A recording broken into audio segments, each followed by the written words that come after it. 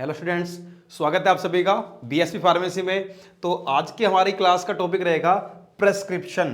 क्या होता है प्रेस्क्रिप्शन, उसके बारे में जानेंगे, जिसको आप हिंदी में बोलते हो डॉक्टर साहब का पर्चा। ठीक है भाई, तो इसी के बारे में पढ़ेंगे। क्या होता है ये प्रेस्क्रिप्शन, इसके बारे में पढ़ेंगे। लिखता कौन है, देता कौन है, ठीक है, कौन कौन से पार्ट इन्वॉल्व होते हैं इसके अंदर, और कैसे ये कंप्लीट प्रेस्क्रिप्शन, किसको एक कंप्लीट प्रेस्क्रिप्शन कहा जाता है, हैंडलिंग कैसे होती है, प्रेस्क्रिप्शन के पार्ट्स क्या होते हैं, हैंडलिंग क्या होती है, एरर क्या होते हैं, कंपाउंडिंग कैसे होती है, सारी चीजें बेसिकली इसमें हम पढ़ने वाले हैं। ये देखो आपको दिखाई भी दे रहा होगा ये क्या होता है। बेसिकली एक डॉक्टर का पर्चा होता है, इसमें क्या क्या चीजें होती हैं, एक रफ व्यू मैं आपको दे देता हूं। सबसे पहले आप डॉक्टर के पास जाते हो, डॉक्टर क्या डालता है भाई, डॉक्टर डालता है डेट, उसके बाद आपसे पूछता है नेम, एज, ठीक है, आपका सेक्स, आपका एड्रेस, एक्स वाई जेड आपका नेम हो गया, ठीक है जी, ए बी आपकी एज हो गई, मेल या फीमेल, ठीक है, एड्रेस आपका एक्स वाई जेड आपका एड्रेस हो गया। उसके बाद बात करता है वो, एक पार्ट आता है जिसपे ये आर एक्स, जिसको बोला जाता है सुपरस्क्रिप्शन, ठीक है जी, इसको बोला जाता है सुपरस्क्रिप्शन, ठीक है। स्पेलिंग आप देख लेना भाई, स्पेलिंग आप एक बार देख लेना, स्पेलिंग क्या होती है सुपर,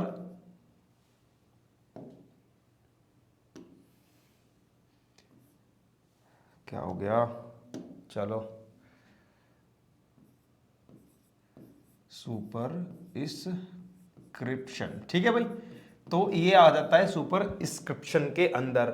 उसमें क्या होता है, आरएक्स के बाद डॉक्टर दवाइयां लिखता है, वो आ जाता है इंस्क्रिप्शन के अंदर, ठीक है। दवाइयां लिखता है। पहले टाइम में क्या होता था कि बेसिकली डॉक्टर्स क्या करते थे, लिखते थे कि आपको क्या बनाना है, डोजेस मिला के, ये पर्टिकुलर पाउडर मिला के, ये पर्टिकुलर लिक्विड मिला के ये तैयार करना है, एक डोसेज फॉर्म रेडी करनी है। लेकिन आजकल क्या है, डोसेज फॉर्म पहले से रेडी होती है, पहले से रेडी होती है। तो आजकल इस इंस्क्रिप्शन का काम, और एक आगे पार्ट आता है सब्स, ठीक है जी, सब्सक्रिप्शन, इन सब का काम अब बंद हो गया है, ठीक है। पहले में क्या होता था, उसको प्रिपेयर करना होता था, उसमें दूसरे में क्या होता था, उसको डोज दिखानी होती थी, उसको डोज भाई इतनी 10 टैबलेट 11 टैबलेट ये वो वगैरह उसमें काम होता था। तो अब ये कंपाउंडिंग का ये काम बंद हो गया है। आजकल पहले से ही प्रिपेयर होके आती है चीजें, पहले से ही रेडी होती हैं चीजें, तो हमें पता रहता है कि क्या देना है और कितना देना है। हमें मोटर पेसल उठा के पाउडर को लिक्विड को मिक्स करके अलग से कोई फॉर्मुलेशन रेडी नहीं करनी होती। उसके बाद आती है रिन्यूअल इंस्ट्रक्शंस, या फिर उसके बाद आता है सिग्नेचर। सिग्नेचर में क्या होता है, सिग्नेचरा में होता है कि जो फिजिशियन है उसने जो लिखा है, ठीक है, जो भी दवाइयां लिखी हैं, जैसे भी लिखी हैं, जो भी आपका डॉक्टर ने प्रेस्क्राइब किया, उसके बाद फार्मासिस्ट का काम होता है कि बताना कि क्या डोज रहेगी, कितने टाइम में लेनी है और कैसे लेनी है, ये सिग्नेचर के अंदर आ जाता है। उसके बाद होती है रिन्यूअल इंस्ट्रक्शन, कि ये कब रिन्यू होगी, कितने बार रिन्यू होगी, कैसे रिन्यू होगी, ये सारा काम रिन्यूअल इंस्ट्रक्शन के अंदर आता है। रिन्यूअल इंस्ट्रक्शन इसलिए जरूरी है कि कभी कभी क्या होता है, कोई पेशेंट ऐसा आता है जिसको कुछ एडिक्टिव ड्रग्स लिखनी पड़ती हैं डॉक्टर को, जो नारकोटिक्स के अंदर आती हैं, ठीक है, कुछ एडिक्टिव ड्रग्स लिखनी पड़ती हैं जो नारकोटिक्स के अंदर आती हैं, ड्रग एब्यूज के अंदर आती हैं। अगर उन ऐसी रिन्यूअल इंस्ट्रक्शंस को, अगर ऐसी प्रिस्क्रिप्शन पे डेट पहले से मेंशन नहीं होगी, तो पेशेंट क्या कर सकता है, हैबिट फॉर्मिंग हो जाने की वजह से वो दोबारा उसका मिसयूज कर सकता है। तो रिन्यूअल इंस्ट्रक्शन में क्या करता है, जो फिजिशियन, जो हमारा प्रिस्क्राइबर डॉक्टर होता है, वो क्या करता है, डेट को जरूर मेंशन करता है, भले ही उसे दोबारा से डेट मेंशन करनी पड़े नीचे, लेकिन ऊपर तो डेट मेंशन हो ही जाती है। ये मेन चीज और ध्यान रखने वाली चीज होती है। नारकोटिक्स के केस में जो प्रेस्क्रिप्शन है उसमें वो अलग से रिन्यूअल जो इंस्ट्रक्शंस हैं उस पर कुछ ना कुछ आपको बताएगा, कुछ ना कुछ पेशेंट के लिए लिखेगा, जिसे फार्मासिस्ट पेशेंट को बताएगा, ठीक है। तो उसके बाद signature, licence number, signature, licence number, address वगैरह सब चीज, फोन नंबर वगैरह मेंशन रहते हैं, जिससे क्या हो कि पेशेंट की इमरजेंसी में डॉक्टर से कंसल्ट कर सके। तो ये एक रफ आइडिया था भाई क्या था ये एक रफ आइडिया था आपके लिए किस चीज का, कि क्या होता है प्रेस्क्रिप्शन, क्यों जरूरी होता है, ये सब चीजें हम आगे पढ़ेंगे। स्टार्ट करते हैं आज की क्लास। ठीक है भाई, स्टार्ट करते हैं मेन फोकस के साथ कि क्या था आज की क्लास में। इसको ऐसे इरेज कर लेते हैं। ठीक है, तो प्रेस्क्रिप्शन पढ़ रहे हैं, चलते हैं नेक्स्ट क्या बताया गया है हमें। नेक्स्ट बात करते हैं अपन किस बारे में, कि कंटेंट आज हम क्या पढ़ने वाले हैं, इसके अंदर क्या कंटेंट पढ़ने वाले हैं भाई। डेफिनेशन पढ़ने वाले हैं प्रेस्क्रिप्शन की, पार्ट्स पढ़ने वाले हैं, इसके कौन कौन से पार्ट्स होते हैं जो मैंने आपको भी बताया, हैंडलिंग कैसे करते हैं प्रेस्क्रिप्शन की वो जानेंगे, और एरर इन प्रेस्क्रिप्शन कि अगर कोई प्रेस्क्रिप्शन है हमारे पास उसमें क्या क्या एरर आ जाते हैं ड्यूरिंग हैंडलिंग, ड्यूरिंग डिस्पेंसिंग, कौन कौन सी चीजें ऐसी हैं जो एरर में आती हैं, उनका ध्यान रखना बहुत जरूरी होता है। तो ये सारा कंटेंट आज इसके अंदर हम पढ़ने वाले हैं। चलिए अब बात करते हैं आगे की, बढ़ाते हैं क्लास को आगे और जानते हैं कि क्या होता है प्रेस्क्रिप्शन। चलते हैं डेफिनेशन की तरफ, क्या होती है डेफिनेशन। डेफिनेशन स्टार्ट करते हैं, व्हाट इज प्रेस्क्रिप्शन। ये देखिए क्या हो रहा है, एक डॉक्टर के पास एक पेशेंट बैठा है। डॉक्टर के पास क्या बैठा है, एक पेशेंट बैठा है। ठीक है भाई, एक डॉक्टर के पास एक पेशेंट बैठा है और बात चल रही है किसके बारे में, प्रेस्क्रिप्शन के बारे में, जो इस डॉक्टर ने अपने हाथ के नीचे दबा रखा है। ठीक है, लेके बैठा है डॉक्टर पर्चा पहले ही। व्हाट इज प्रेस्क्रिप्शन, प्रेस्क्रिप्शन क्या है उसके बारे में जानने के लिए कह रहा है, तो जानो क्या है। ए प्रेस्क्रिप्शन, एक कोई भी एक प्रेस्क्रिप्शन क्या होती है, is defined as an order of medication. एक मेडिकेशन का ऑर्डर होता है जिसके अंदर मेडिकेशन लिखा होता है कि क्या मेडिकेशन दिया जाना है, फ्रॉम ए डॉक्टर, एक डॉक्टर के द्वारा, डेंटिस्ट के द्वारा, या कोई वेटरनेरियन हो सकता है। ठीक है, जो पशु चिकित्सक होता है। वेटरनेरियन कौन होता है, जो पशु चिकित्सक होता है। और एनी अदर लाइसेंस्ड, ठीक है जी, लाइसेंस्ड, ये इंपॉर्टेंट टर्म है भाई इसके अंदर। अगर कोई फिजिशियन लाइसेंस्ड नहीं है तो वो प्रेस्क्रिप्शन लिखने का हकदार भी नहीं है, लाइसेंस्ड होना बहुत जरूरी है। कोई हेल्थ केयर प्रैक्टिशनर हो, कोई भी हो, कोई प्रोफेशनल या फिर authorised to prescribe in that state, किसी भी पर्टिकुलर स्टेट में उसको ऑथोरिटी मिली हो, लाइसेंस मिला हो, क्या करने का, क्या करने का, प्रैक्टिस करने का। क्या प्रैक्टिस करने का, कि वो कोई भी मेडिकेशन ऑर्डर जारी कर सके किसी पेशेंट के लिए, कोई भी एक रिटन ऑर्डर लिख सके, कोई मेडिकेशन किसी पेशेंट को दे सके। इट शोज, ये क्या दर्शाता है भाई, क्या दर्शाता है, इट शोज द रिलेशनशिप, एक रिलेशनशिप दिखाता है बिटवीन, किस किस के बीच में, the prescriber, patient and the pharmacist. एक प्रेस्क्राइबर जो मेरा प्रेस्क्रिप्शन होता है ये क्या दर्शाता है, ये दर्शाता है एक रिलेशनशिप किस किस के बीच में, प्रेस्क्राइबर जो प्रेस्क्राइब कर रहा है यानी कि डॉक्टर, पेशेंट जिसको प्रेस्क्राइब कर रहा है, ठीक है जी, जिसको प्रेस्क्राइब की जा रही है, एंड द फार्मासिस्ट जिसके लिए उसमें इंस्ट्रक्शंस लिखी हैं कि आप ये मेडिकेशन इस पर्टिकुलर पेशेंट को दोगे और समझाओगे। इन विच द लेटर, इन विच, जिसमें लेटर क्या कहता है, letter provides the medication to the patient, जो लेटर लिखा जाता है वो क्या प्रोवाइड करता है, मेडिकेशन टू द पेशेंट, इसके अंदर पेशेंट को मेडिकेशन प्रोवाइड किया जाए। ऐसा डॉक्टर लिखता है फार्मासिस्ट को कि आप इस पर्टिकुलर पेशेंट को ये जो मेडिकेशन है ये प्रेस्क्राइब मैंने कर दिया, आप इसको उसको क्या कर दो, प्रोवाइड कराता है, सारी मेडिकेशन की इंफॉर्मेशन है आप ही पेशेंट को बता दो, उसको दे दो। तो ये होता है बेसिकली प्रेस्क्रिप्शन, ये होती है इसकी डेफिनेशन। सबसे इंपॉर्टेंट चीज होती है टर्म लाइसेंस, समझ गए, लाइसेंस होना बहुत जरूरी है, तभी कोई भी जो हेल्थ प्रैक्टिशनर है बिना लाइसेंस के वो क्या नहीं कर सकता भाई, प्रैक्टिस नहीं कर सकता। तो हमारा जो कोई डॉक्टर होगा, डेंटिस्ट होगा, वेटरनेरियन होगा, या फिर कोई भी हेल्थ केयर प्रोफेशनल हो, वो ऑथराइज्ड हो, ठीक है, ऑथराइज्ड हो। ऑथराइज्ड कब होगा, जब उसके पास लाइसेंस होगा, ठीक है, लाइसेंस होगा तो वो ऑथराइज्ड होगा प्रेस्क्राइब करने के लिए किसी भी स्टेट के अंदर जहां से उसने ऑथराइजेशन लिया है। तो यही होती है डेफिनेशन, समझ गए, डेफिनेशन में इतना ही लिखना होता है। इतनी सी बात समझ में आई तो बढ़ते हैं आगे, समझते हैं क्या बात की गई है आगे। आगे हमें बताया गया है कि, और आगे बढ़ाया गया डेफिनेशन को क्या होती है prescription? Is written by, prescription क्या होती है? Is written by a licence practitioner, एक लाइसेंस्ड प्रैक्टिशनर द्वारा लिखी जाती है। Is written as a part of a proper physician patient relationship. Prescription क्या होती है? एक प्रॉपर पार्ट होती है, ठीक है जी, पार्ट होती है एक प्रॉपर रिलेशनशिप का, किस किस के बीच में? फिजिशियन और पेशेंट के बीच में जो रिलेशनशिप होती है उसका एक पार्ट होती है। क्या होती है? प्रेस्क्रिप्शन। समझ गए मेरी बात? इज ए लीगल डॉक्यूमेंट, एक लीगल डॉक्यूमेंट होता है। क्या होती है प्रेस्क्रिप्शन? एक लीगल डॉक्यूमेंट होता है। आगे बोला गया है प्रीमा फेस। प्रीमा फेस का मतलब क्या है? प्रत्यक्ष रूप से, एक ही दृष्टि में, पहली दृष्टि में जो दिखाई दे वो एविडेंस होता है ये, ठीक है जी, पहली दृष्टि में दिखाया जाने वाला एक एविडेंस होता है, एक सबूत होता है इन ए कोर्ट ऑफ लॉ, ठीक है जी। ये कहता है कानून की अदालत में कानूनी तौर पर प्रत्यक्ष रूप से ये एक लीगल डॉक्यूमेंट होता है। आप इसको गैर कानूनी मान के ना चले। अगर इसको एक लाइसेंस प्रैक्टिशनर लिख रहा है तो ये क्या है? एक लीगल डॉक्यूमेंट है जो पहली ही दृष्टि में पूर्ण रूप से क्या है? लीगल है, ऑथराइज्ड है। समझ गए ये बात?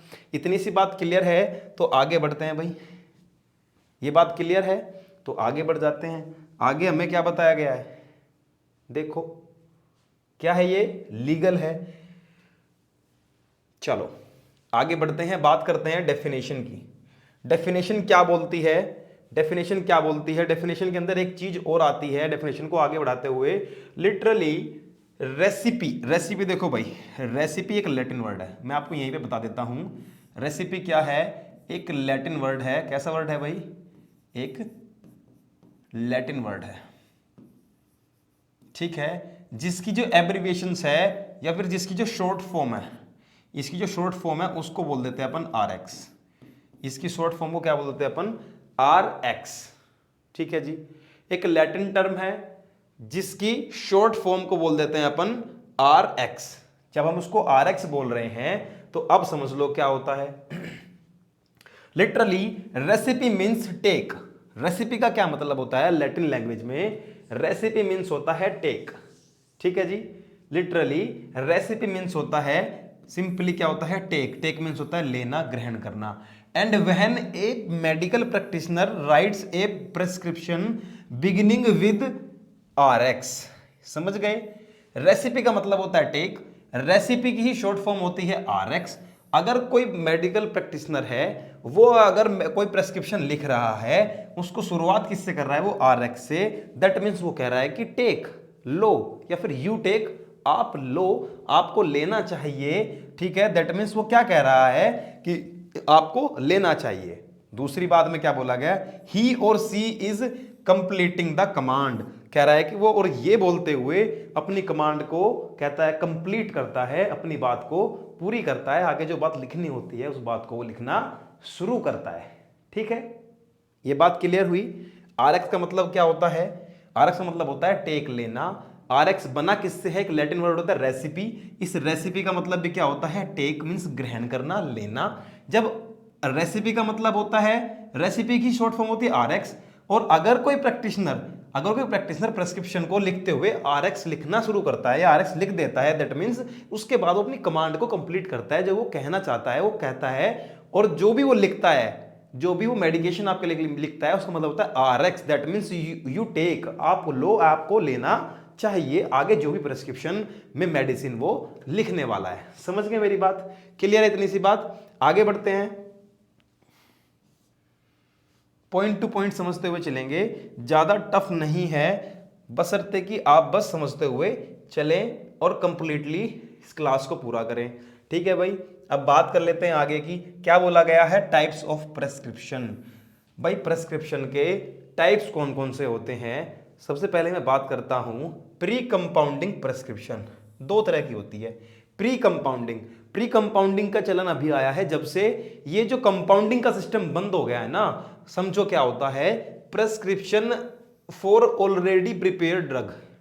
ऐसी प्रेस्क्रिप्शन जिसमें पहले से ही ऐसी ड्रग लिखी हैं जो ऑलरेडी हमारे पास अवेलेबल हैं, बनी हुई हैं, ठीक है जी, ऑलरेडी प्रिपेयर्ड हैं। रेडीमेड हैं, पहले से ही तैयार हैं उन ड्रग के लिए, ठीक है जी, बाय द फार्मास्यूटिकल। कौन रेडी करता है? By the pharmaceutical companies. कुछ कंपनीज फार्मास्यूटिकल कंपनीज हैं जो हमारी ड्रग को पहले से, जो भी आप खाते हो ये ऑलरेडी है, पर रेडीमेड है, ऑलरेडी प्रिपेयर है। ये फार्मासिस्ट ने बैठ के प्रिपेयर नहीं की स्पैचुला लेके और वो मोटर पेसल लेके उसमें पानी वानी मिला के पाउडर की गोलियां बना के नहीं दी आपको, ये पहले से ही प्रिपेयर है। Prescriptions for already prepare drug, ऐसी प्रिस्क्रिप्शन जो ऑलरेडी प्रिपेयर ड्रग के लिए लिखी गई हो उसको बोलते हैं प्री कंपाउंडेड प्रिस्क्रिप्शन। समझ गए? फॉर एग्जाम्पल कैप्सूल लिखे किसी ने, सिप्रोफ्लोक्सासिन 500 mg के कैप्सूल लिख दिए, ठीक है। देखो कैप का मतलब होता है कैप्सूल, सिप्रोफ्लोक्सासिन कोई भी टैबलेट है आपकी, सिप्रोफ्लोक्सासिन सीधा उसने लिख दिया, या फिर वो पर यहाँ पर कोई ब्रांड भी लिख सकता था, या फिर इसको सिंपली सिप्रो 500 भी लिख सकता था डॉक्टर, ठीक है जी, सिप्रो 500 mg, ठीक है जी, ये भी लिख सकता था डॉक्टर। तो सिप्रो 500 mg अब हमें बैठ के बनानी नहीं है पाउडर में, उसकी टैबलेट बना के नहीं देनी है, उसने पहले लिख दिया कि कैप्सूल। कैप्सूल का मतलब क्या हुआ? कैप्सूल मार्केट के अंदर पहले से अवेलेबल है सिप्रो 500 का, बस जितने लिखे उतने उठा के डॉक्टर ने लिख दिया, फार्मासिस्ट ने उठा के दे दिया और बता दिया कितने कितने टाइम पे लेना है। इसको बोलते हैं प्री कंपाउंडिंग प्रेस्क्रिप्शन। समझ में आ गई बात? दूसरी बात क्या बोलता? दूसरी बात में बोला गया है, चल क्यों नहीं रहा है, ओके, एक्सटेम्पोरेनियस प्रेस्क्रिप्शन। एक्सटेम्पोरेनियस प्रेस्क्रिप्शन क्या है? ऐसी प्रेस्क्रिप्शन जिसको अभी तैयार किया जाना है, जिसमें जो मेडिकेशन लिखा है उसको प्रिपेयर किया जाना है, वो पहले से प्रिपेयर है ही नहीं है, उसको फार्मासिस्ट प्रिपेयर करेगा। द फार्मासिस्ट, जो भी फार्मासिस्ट होते हैं, prepare the medication according to the drug and dosage directed by the physician. ये कह रहा है कि जो फार्मासिस्ट होते हैं वो प्रिपेयर करेंगे, क्या करते हैं? प्रिपेयर करते हैं मेडिकेशन को अकॉर्डिंग टू द ड्रग्स के अकॉर्डिंग वो क्या करेंगे? इसको प्रिपेयर करेंगे, एंड डोसेज, और डोसेज के अकॉर्डिंग कि भाई क्या डोज रखनी है और कौन सी डोसेज फॉर्म रखनी है, उसके अकॉर्डिंग जो फार्मासिस्ट होते हैं वो इसको प्रिपेयर करते हैं, डायरेक्टर के जैसे भी फिजिशियन ने डायरेक्शन दी है। बट क्या है, समझने वाली इंपॉर्टेंट बात यहां पे ये है कि नाउ एडेज, आजकल क्या हो गया है? नॉट इन प्रैक्टिस, ये प्रैक्टिस में ही नहीं है। ये प्रैक्टिस में तब आता था, बहुत पहले आता था, जब ये फार्मास्यूटिकल कंपनीज इतनी एस्टेब्लिश नहीं हुई थी, ठीक है जी, तब ये कंपनीज नहीं थी। और क्या होता था? जो प्री कंपाउंडिंग प्रेस्क्रिप्शन का चलन तब नहीं था, तब ये एक्सटेम्पोरेनियस प्रेस्क्रिप्शन ही चलता था। फार्मासिस्ट पाउडर को उठाता था, लिक्विड फॉर्म बनाता था, उसके अंदर मिलाता, सॉलिड बनानी होती तो टैबलेट बनानी होती थी, टैबलेट बनाता था, पाउडर फॉर्म रखनी होती थी तो उनकी पुड़िया बनाता था, बहुत सारी चीजें एक दूसरे के साथ दो तीन पाउडर मिक्स करके फिर उनको पुड़िया के अंदर बांधता था। पुड़िया खाई है ना? हाँ, उन पुड़िया के अंदर बांधता था, जैसे आज भी आप बच्चों को पीस के देते हो ना, वही। तो वही सब पहले बड़ों को भी दी जाती थी। लेकिन क्या हुआ, फार्मास्यूटिकल कंपनीज के आ जाने से ये ऑलरेडी प्रिपेयर ड्रग मार्केट के अंदर आ गई। अब वो प्रिपेयर करके पहले देते हैं, तो फार्मासिस्ट को प्रिपेयर करने की कोई जरूरत नहीं होती। अब ये प्रैक्टिस में नहीं है, ठीक है भाई, लेकिन आपको पढ़ना होता है, आपके लिए इंपॉर्टेंट है, आपको जानना जरूर है। समझ गए? अब बात करते हैं हम आगे की। आगे क्या बताया गया हमें? आगे पार्ट्स बताए गए हैं कि प्रेस्क्रिप्शन के कौन कौन से पार्ट होते हैं। ठीक है भाई, नंबर 1 पे आ जाती है डेट।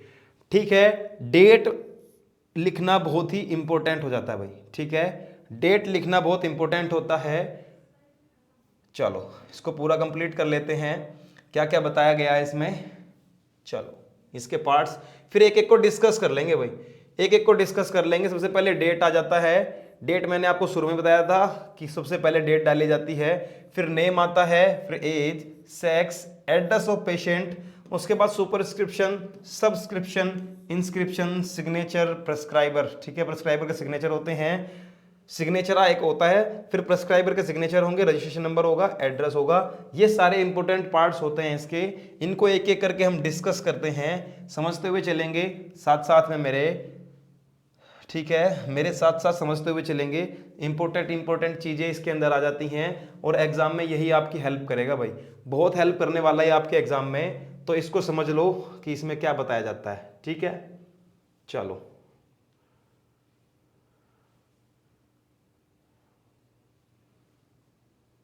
एक मिनट का वेट करेंगे। चलो भाई ठीक है। तो ये सबसे पहली बातें हम करते हैं डेट के बारे में। मैंने शुरू में बताया था कि कोडने पे ऊपर ये कोई प्रेस्क्रिप्शन होती है मेरी, तो सबसे पहले इस पे ऊपर डेट लिखी जाती है। यहाँ पर क्या लिखी जाती है भाई? डेट। कॉलम किधर भी हो सकता है डेट का, ठीक है। तारीख, किस तारीख में वो पर्चा लिखा गया, किस तारीख में वो प्रेस्क्रिप्शन लिखा गया, जो स्टैंडर्ड टर्म है उसी को यूज करेंगे। प्रेस्क्रिप्शन कब लिखा गया वो भी इंपॉर्टेंट होता है। चलो, written on the prescription by the prescriber, जो प्रेस्क्राइबर है वो लिखता है डेट को ऑन द प्रेस्क्रिप्शन, प्रेस्क्रिप्शन के ऊपर। टू नो, जानने के लिए, व्हेन, कब, the medication were last dispense, कि इस पेशेंट को लास्ट कब मैंने क्या किया था, लास्ट कब देखा था, कब इसको मेडिकेशन डिस्पेंस किया गया था। मान के चलो जैसे आप एक हफ्ते के बाद दोबारा जाते हो तो डॉक्टर इस डेट को देख के बताएगा कि आप लास्ट वीक भी आए थे कि एक हफ्ते की दवाई आपको दी जा चुकी है, ठीक है। डेट के अकॉर्डिंग ही पता चलता है, ठीक है, कि आपने कितने दिन से आप मेडिकेशन ले रहे हो और कितने दिन से आप मेडिकेशन आपका या फिर चल रहा है, ठीक है। दूसरा किस लिए इंपॉर्टेंट है date? To prevent the misuse of the drug by the patient, patient के द्वारा जो मिसयूज होता है ड्रग का, ठीक है, जो ड्रग का मिसयूज होता है पेशेंट के द्वारा वो ना हो। अगर किसी भी फिजिशियन, किसी भी फार्मासिस्ट के पास आप आज डॉक्टर ने कोई दवाइयां लिखी, उस पर आज की डेट डली हुई है, ठीक है, आज की डेट डली हुई है, उस डेट में आपने कोई भी पर्टिकुलर मेडिकेशन आपको डॉक्टर ने लिखा, तो आपने फार्मासिस्ट के पास जाके वो पर्टिकुलर जो भी मेडिकेशन आपको लिखा गया वो आपने ले लिया भाई, ठीक है, वो मेडिकेशन आपने ले लिया। लेकिन आपको क्या लग रहा है, आप क्या चाहते हो, एक हफ्ता और दवाइयां खा लूं, एक हफ्ता और दवाइयां खा लूं, लेकिन डॉक्टर के पास जाने की जरूरत ना पड़े। तो ये बहुत ही गलत चीजें होती हैं। तो आप क्या करोगे, दोबारा फार्मासिस्ट के पास जाते हो, बोलते हो कि मुझे फिर दोबारा से जितने भी दिन की लिखी हुई है, मल्टीप्लाई बाय 10 डेज 7 डेज, जितने की दिन की भी लिखी है उतने दिन की दोबारा अगर आप मेडिकेशन के लिए बोलते हो तो फार्मासिस्ट आपको क्या बोलेगा कि जाइए डॉक्टर के पास, आज की डेट और सिग्नेचर करा के लेके आइए तो आपको ये मेडिकेशन मिलेगा। तो डेट इसलिए भी डाली जाती है कि जो पेशेंट है वो ड्रग का मिसयूज ना कर सके, बिना डॉक्टर के सलाह के वो दवाइयों को दोबारा ना खा सके, और खाने भी नहीं चाहिए, ठीक है। The prescription which prescribe narcotics, ठीक है, जो नशीली दवाइयां होती हैं, और अदर हैबिट फॉर्मिंग ड्रग, कुछ ड्रग ऐसी होती है जो हैबिट को फॉर्म करती है, जिनसे आपको हैबिट हो जाती है, जिनकी आपको नीड होने लगती है, हैबिट में आ जाती हैं, ठीक है, मस्ट बियर द डेट, उन पर डेट होना बहुत जरूरी है। So as to avoid the misuse of the prescription, ताकि उस प्रेस्क्रिप्शन का मिसयूज ना हो सके, बिल्कुल भी ना हो सके। ऐसी जो हैबिट फॉर्मिंग ड्रग जिसमें लिखी हुई होती हैं, अगर आप उसको दोबारा लेने जाओगे तो फिजिशियन मना कर देगा, आज की डेट अगर डली हुई होगी तभी आपको दी जाएगी। इफ इट इज नो, इसने कहा if it is presented by the patient, अगर पेशेंट के द्वारा दोबारा प्रेजेंट की जा रही है, a number of times for the dispensing, अगर क्या कह रहा है, अगर पेशेंट अपनी ड्रग, अपनी प्रेस्क्रिप्शन को दोबारा या बार बार, इसने लिखा है ना number of times for dispensing, वो बोल रहा है कि नंबर ऑफ टाइम्स मतलब बहुत बार आप चाहते हो कि आप प्रेस्क्रिप्शन को ऐसे आगे बढ़वाते रहो, डॉक्टर हर हफ्ते की आपको ऐसे दवाइयां मिलती रहें, तो ऐसा नहीं होगा। अगर डेट डली हुई है तो डेट के अकॉर्डिंग आपको, उसी डेट के अकॉर्डिंग उसी दिन आपको डिस्पेंसिंग दवाइयों की जाएगी, अदरवाइज नहीं की जाएगी। तो इसलिए डेट बहुत इंपॉर्टेंट पार्ट होता है। आप डेट को बस ऐसा ना मान के चलें, हल्के में ना लें कि बस डेट लिख दी तो सब कुछ काम हो गया। डेट का तो काम नॉर्मली है, ये देख रहा है कि कितने पेशेंट आए हैं, ऐसा नहीं होता है। डेट बहुत इंपॉर्टेंट चीज है, तो डेट को भी ध्यान रखना है आपको। प्रेस्क्रिप्शन स्टार्टिंग में ही इंपैक्ट आपका अच्छा आना चाहिए। डेट जैसी आप डाल के लिखोगे तो आपको पॉइंट टू पॉइंट सारी चीज याद आ जानी चाहिए कि डेट किस लिए जरूरी थी, ठीक है। आगे बात करते हैं अपन किस बारे में, आगे बढ़ते हैं और जानते हैं कि क्या होता है। देखो इस पे डेट लिखी हुई है भाई, देखो डेट का कॉलम होता है अलग से स्पेशल, ये रहा गया ऊपर कोने पे। चलो आगे बढ़ो, आगे क्या बोला, name, name, age, sex, address of the patient, ये सारी चीजें भी आपको लिखनी है प्रेस्क्रिप्शन के अंदर। कौन लिखेगा, प्रिस्क्राइबर जो आपको मेडिसिन प्रिस्क्राइब कर रहा है वो लिखेगा, क्या लिखेगा, it helps to identify the prescription. इससे जो प्रेस्क्रिप्शन होती है उसको आइडेंटिफाई करने में आसानी हो जाती है, किसकी प्रेस्क्रिप्शन है, ठीक है, उसकी एज क्या है, उसका नाम क्या है, आसानी हो जाती है। Specially in case of children, बच्चों के केस में क्या होता है, age and sex of the patient, ठीक है जी, ये सारी जो चीजें होती हैं, help the pharmacist to check the prescriber dose of medication. इस केस में क्या होता है, देखो क्या हो गया, इस केस में क्या होता है, जो डोज होती है ना भाई, फार्मासिस्ट क्या करता है, इन केस ऑफ चिल्ड्रन, बच्चे के केस में क्या होता है, आपने डॉक्टर को तो दिखा लिया, फिजिशियन को तो दिखा लिया, फिजिशियन ने बच्चे के अकॉर्डिंग डोज भी लिख दी, ठीक है जी, मेडिकेशन भी लिख दिया, लेकिन क्या होता है, बच्चे को साइड में बैठा के गार्जियंस फार्मासिस्ट के पास जाते हैं मेडिकेशन को लेने के लिए, समझने के लिए, समझ गए, छोटा सा बच्चा तो क्या ही समझ पाएगा। तो फार्मासिस्ट क्या करता है, डोज को उसको पढ़ता ही तो है, अगर फार्मासिस्ट उसको पढ़ रहा है तो फार्मासिस्ट को क्लियर हो जाना चाहिए कि बच्चे की एज और बच्चे का सेक्स क्या है, बच्चा मेल है फीमेल है, बच्चे की एज क्या है, बच्चा कितना छोटा है। अगर वो उसको बिना उस पे पर्चे के ऊपर मींस सॉरी प्रेस्क्रिप्शन के ऊपर ये सारी चीजें लिखी ही ना हो और क्या हो जाए बाय मिस्टेक, फिर जो प्रेस्क्राइबर है उस मेडिकेशन में कुछ मिस्टेक कर दे, मेडिकेशन ऐसा हो कि वो उसमें कोई डोज ऐसी है जो एडल्ट के लिए लिखी हुई है, तो दिक्कत हो जाएगी उस बच्चे के लिए। फार्मासिस्ट तो क्या करेगा, उसको डिस्पेंस कर देगा। लेकिन अगर उसमें ये दोनों चीजें मेंशन है बच्चे की एज के अकॉर्डिंग, तो वो अगर क्या होता है, तो फार्मासिस्ट क्या करता है, चेक करता है कि प्रिस्क्राइबर ने जो डोज ऑफ मेडिकेशन लिखा है, ठीक है जी, मेडिकेशन की जो डोज लिखी है वो बच्चे के अकॉर्डिंग लिखी है कि नहीं लिखी है, बाय मिस्टेक एडल्ट के लिए तो नहीं लिख दी है। तो ये मेंशन हो जाता है उसके एज से देखते ही, ठीक है। तो ये बहुत इंपॉर्टेंट पार्ट होता है ये प्रिस्क्रिप्शन का, समझ गए। फार्मासिस्ट ये तुरंत जाते ही पढ़ लेता है। इन केस क्या होता है, अगर किसी केस में if any of the information is missing in the prescription, यदि प्रेस्क्रिप्शन में इनमें से कोई चीज मिसिंग होती है, the same may be included by the pharmacist after the proper inquiry from the patient. कह रहा है कि अगर इनमें से कोई भी इंफॉर्मेशन प्रेस्क्रिप्शन में मिस होती है, इनमें से कोई भी इंफॉर्मेशन अगर प्रेस्क्रिप्शन में मिस हो जाती है बाय चांस डॉक्टर से, तो पेशेंट से कंप्लीट इंक्वायरी करने के बाद, अगर पेशेंट सबसे पहले देखेगा, ये सारी चीजें चेक करेगा, ये है मेंशन है प्रेस्क्रिप्शन में नहीं है, अगर ये मेंशन नहीं है तो पेशेंट से इंक्वायरी करेगा किसका ये प्रेस्क्रिप्शन है, क्या एज है, अगर कुछ छोटा हुआ है तो वो उसे फिल करेगा प्रॉपर इंक्वायरी के बाद। ये काम फार्मासिस्ट को करना पड़ता है भाई, ये बात आपको ध्यान में रखनी है। तो ये नेम एज सेक्स और एड्रेस को भी आप हल्के में लेके ना चलें, ये सारी चीजें बहुत ही इंपॉर्टेंट हो जाती हैं, ठीक है। जब भी आप कोई दवाई डिस्पेंस कर रहे हो या कोई प्रिस्क्राइबर कोई प्रेस्क्रिप्शन लिख रहा है, तो ये सारी चीजें इंपॉर्टेंट होती हैं, एक एक पार्ट समझने लायक है, एक एक पार्ट मजेदार है, समझते चलो बस। आगे बात करते हैं अपन किस बारे में, आगे बात करते हैं सुपरस्क्रिप्शन के बारे में।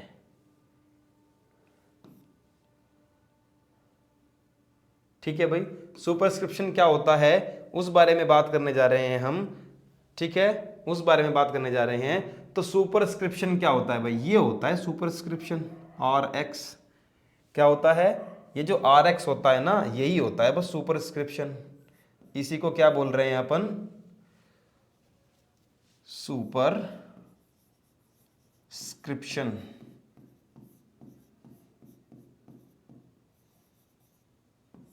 ठीक है भाई, सुपरस्क्रिप्शन होता है यही RX। अब समझ लो, it is represented by the symbol RX, ये RX के सिंबल से रिप्रेजेंट करते हैं हम इसको। दूसरी बात, RX is the abbreviation of the Latin word recipe, जो मैंने आपको पहले ही बता चुका हूं कि रेसिपी की शॉर्ट फॉर्म होती है, और रेसिपी का मतलब होता है टेक। रेसिपी का क्या मतलब होता है, टेक, लेना। तो RX का मतलब भी क्या हुआ, टेक, जिसको हम यूटेक बोल देते हैं, जिसका मीनिंग क्या होता है, टेक, टेक थ्रू। ठीक है जी, इसका मीनिंग होता है पूरा कंप्लीटली टेक थ्रू, या फिर इंग्लिश में अगर बात करें तो यू टेक, तुम लो। ठीक है, इन ओल्डर डेज, पुराने टाइम की बात कर रहा है, द सिंबल वाज कंसिडर्ड, इस सिंबल को माना जाता था to be originated from the sign of the Jupiter, कि ये जुपिटर का ओरिजिनेटिंग का साइन है, ठीक है। Consider to be the originated from the sign of Jupiter, कह रहा है ये जुपिटर के साइन से ओरिजिनेट होने वाला एक सिंबल है पुराने टाइम से, ऐसा माना जाता है। इसीलिए इसको गॉड ऑफ हीलिंग भी बोल देते हैं, कि ये उपचार का देवता है। इसको गॉड ऑफ हीलिंग भी बोल देते हैं, कि अगर RX लिखा हुआ है, RX का मतलब है कि अगर आप कोई मेडिकेशन खा रहे हैं तो एक पॉजिटिव फील रहता है कि आपकी जो हीलिंग है, जिस चीज के लिए आप खा रहे हो आप, वो उसमें रेस्ट मिलना शुरू होगा। This symbol was employed by the ancient in the requesting God for the quick recovery of the patient। कह रहा है कि पुराने टाइम से ही इसको एम्प्लॉय करके रखा है, सिंबल को यूज करते हैं। किस लिए यूज करते हैं, किस लिए यूज करते हैं भाई, किस लिए यूज करते हैं, कि रिक्वेस्टिंग, की हम गॉड से रिक्वेस्ट कर रहे हैं for the quick recovery of the patient, कि पेशेंट की जो रिकवरी है, पेशेंट का जो उपचार हो रहा है वो बहुत तेजी से उपचार हो जाए, वो जल्दी ठीक हो जाए। इसका मतलब हो ये हो RX के लिए पूरा, जिसको सुपर स्क्रिप्शन के अंदर हम रख लेते हैं। ये इंपॉर्टेंट हो जाता है समझना आपको, ठीक है। चलिए भाई बात करते हैं आगे की, बढ़ते हैं आगे की तरफ। और क्या बताया गया है, इंस्क्रिप्शन हमें बताया गया है। अब ये इंस्क्रिप्शन क्या होता है, अच्छा ये इंस्क्रिप्शन क्या होता है ये भी समझ लो, इंस्क्रिप्शन क्या होता है ये भी समझ लो। इंस्क्रिप्शन में क्या होता है, nowadays the majority of the drugs are prescribed which are already in a suitable formulation।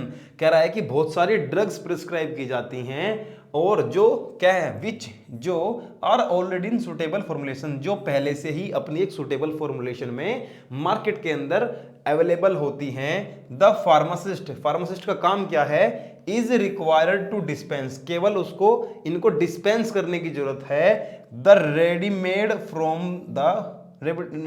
From of drug, ठीक है जी, जो ये रेडीमेड फॉर्म है, ठीक है जी, जो ये रेडीमेड फॉर्म है ड्रग की, इसको केवल फार्मासिस्ट का काम इतना रह गया है अब कि वो केवल इसको डिस्पेंस करे बस, ठीक है भाई, वो केवल इसको डिस्पेंस करे। जैसे लिख दिया ना ब्रूफेन टैबलेट 400 mg, तो टैबलेट ढूंढेगा वो ब्रूफेन की 400 mg की कहाँ लिखी हुई है, कहाँ रखी हुई है उसकी सेल अलमारी के अंदर, वो निकालने के बाद वो उसको डिस्पेंस करेगा। सो इस प्रकार क्या हुआ, कंपाउंडिंग ऑफ प्रेस्क्रिप्शन, प्रेस्क्रिप्शन की जो कंपाउंडिंग प्रोसीजर था, समझ गए मेरी बात, कंपाउंडिंग प्रोसीजर था, इज ऑलमोस्ट एलिमिनेटेड, कंप्लीटली पूर्ण तरह से लगभग एलिमिनेट हो गया है। पहले क्या होता था, डॉक्टर ने लिख दिया कि भाई आपको लिक्विड डोसेज फॉर्म बनानी है, ब्रूफेन 400 mg मिलाना है, ठीक है जी, ठीक है, ब्रूफेन 400 mg, टैबलेट वैबलेट कुछ नहीं लिखा रहता, ब्रूफेन 400 mg मिलाना है उसके अंदर, या फिर आपको सॉलिड डोसेज फॉर्म बना रही है, पाउडर डोसेज फॉर्म बनानी है, तो उसके अंदर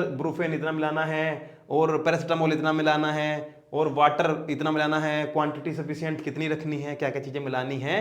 फिर पेशेंट क्या करता, फार्मासिस्ट क्या करता था, मोटर पेशेंट उठाता था, सबको मिला के उनकी डोज कैलकुलेट करता था।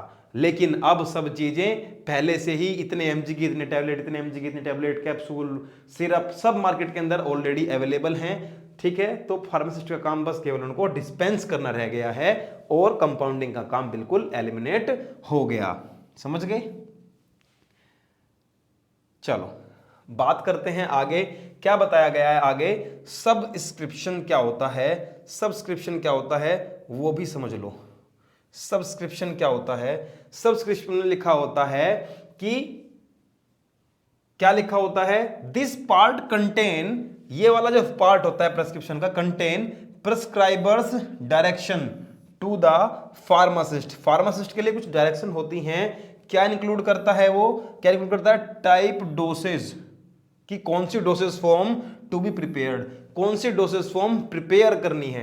भाई ऊपर तो वो पहले लिख देता था कि ये ब्रूफेन रखना है, ये फलाना रखना है, ठिकड़ा रखना है, मिलाने के बाद इसको बनाना लिक्विड डोसेज फॉर्म में, उसने बता देता था कि लिक्विड रखना है या पाउडर फॉर्म रखनी है, ठीक है, पाउडर फॉर्म रखनी है, ठीक है, इसकी गोलियां बनानी है, टैबलेट्स बनानी है, क्या बनाना है, ये इंफॉर्मेशन पहले लिखी जाती थी, समझ गए मेरी बात।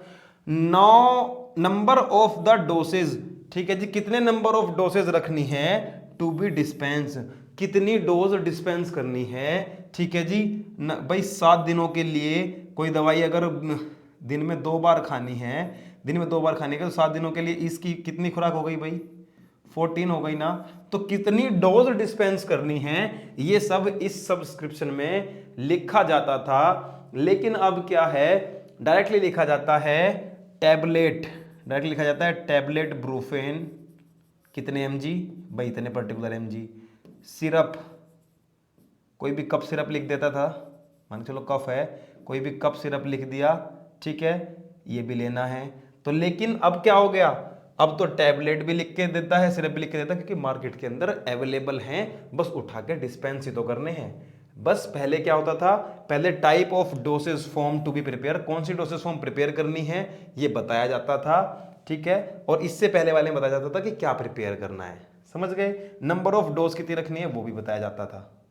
ओके, ये होता था सब्सक्रिप्शन के अंदर।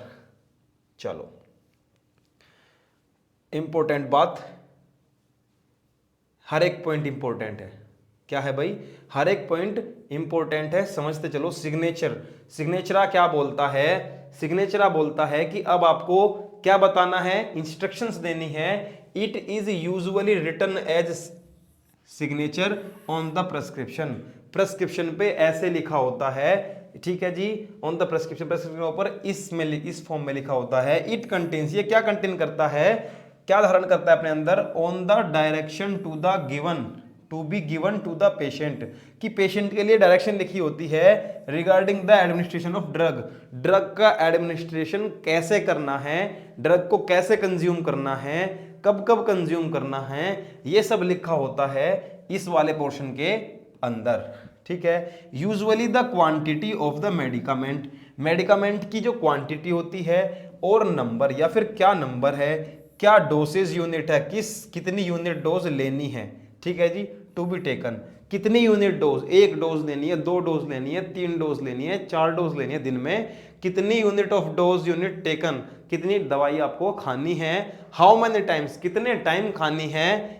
इन ए डे, एक दिन में कितने mg खानी है और कितने बार खानी है दिन में, ये सब बताया जाता है। किसके अंदर बताया जाता है भाई? ये सिग्नेचरा के अंदर आपको डिस्कस किया जाता है। और एट विच टाइम, और किस टाइम पे खानी है, सुबह खानी है, रात को खानी है, दोपहर में खानी है, खाना खाने के बाद, खाना खाने के पहले, समझ गए मेरी बात। इट शुड बी टेकन, और व्हाट टाइम, किस टाइम पर ये हमें लेनी चाहिए, ये सब चीजें इस सिग्नेचरा के अंदर पेशेंट के लिए इंस्ट्रक्शंस लिखी होती हैं, जिनको फार्मासिस्ट खुद बोल के बताता है पेशेंट को, ठीक है। Instructions must be written on the label of container, जो कंटेनर पहले होते थे ना, कंटेनर दिए जाते थे भाई पेशेंट को, कंटेनर के अंदर दवाई दे दी तो उसके ऊपर, कंटेनर के ऊपर लिखा जाना चाहिए ये सारी इन्फॉर्मेशन, जो इन्फॉर्मेशन लिखी हुई है ना, ये सब पेशेंट को भी बतानी है और उसके कंटेनर पर भी लिख के देनी है, लेबल पे आपको लिखनी है, समझ गए। जैसे ये बना ना, पूरा कंप्लीट लेबल तैयार होगा, ये लेबल उसके कंटेनर पर चिपकाया जाएगा, ठीक है जी, जिस पे जैसे लिखा है 1 टैबलेट आफ्टर फूड, समझ गए। तो ये होता था भाई इसके अंदर। अब नहीं होता ऐसा, अब तो पेशेंट आया, कंटेनर का तो मतलब ही खत्म है, कंटेनर पे तो पहले से लिखा हुआ आता है। अब तो सिरप अगर बने हुए आ रहे हैं, अगर कोई सिरप दे दिया, उस सिरप पर पहले से ही लिखा हुआ आ रहा है कितनी डोज लेनी है, कैसे लेनी है, बस फार्मासिस्ट बताता है, पहले प्रिपेयर भी करता था और बताता भी था, और वो लेबल भी रेडी करता था, ठीक है, वो क्या करता था, लेबल भी रेडी करता था। चलिए भाई, रिन्यूअल इंस्ट्रक्शन, ये भी इंपॉर्टेंट पॉइंट है। रिन्यूअल इंस्ट्रक्शन क्या बोलता है? रिन्यूअल इंस्ट्रक्शन हमें बताता है, क्या बताता है, the prescriber indicate on every prescription, ठीक है। प्रेस्क्राइबर क्या इंडिकेट करता है? डॉक्टर का काम होता है, प्रेस्क्राइबर कौन है? डॉक्टर। डॉक्टर क्या इंडिकेट करता है? वो हर एक प्रिस्क्रिप्शन पर लिखता है, जो प्रिस्क्रिप्शन ऑर्डर होता है उस पर लिखता है whether it may be renewed and if so how many times, कि कब तो ये रिन्यू होना है, मेडिकेशन कितने दिन तक चलेगा, उसके बाद तो रिन्यू होना ही है, कब ये रिन्यू होना है और कितने बार रिन्यू होना है, ये सब रिन्यूअल इंस्ट्रक्शन में लिखी जाती है। It is very important particularly in the prescription containing the narcotics and the habit forming drugs to prevent its misuse। कह रहा है कि अगर किसी ड्रग, कोई प्रेस्क्रिप्शन है जिसके अंदर कोई नार्कोटिक्स ड्रग लिखी हुई है, कोई हैबिट फॉर्मिंग ड्रग लिखी हुई है, उस केस में पर्टिकुलरली अलग से मेंशन करके जो प्रिस्क्राइबर है वो लिखेगा, वो बताएगा कि कब रिन्यूअल होगा, इसका कितने बार रिन्यूअल होगा, ये डॉक्टर बताएगा। रिन्यूअल होगा भी या नहीं होगा ये डॉक्टर तय करेगा, प्रिस्क्राइबर तय करेगा, ना कि पेशेंट और फार्मासिस्ट। समझ गए? इसलिए रिन्यूअल इंस्ट्रक्शन भी एक इंपॉर्टेंट पॉइंट हो जाता है। समझ गए मेरी बात? नेक्स्ट पे देखते हैं भाई, नेक्स्ट पे देखते हैं क्या है।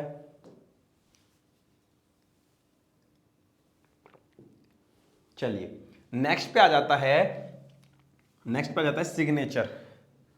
नेक्स्ट पे क्या आ जाता है भाई, एक सेकंड,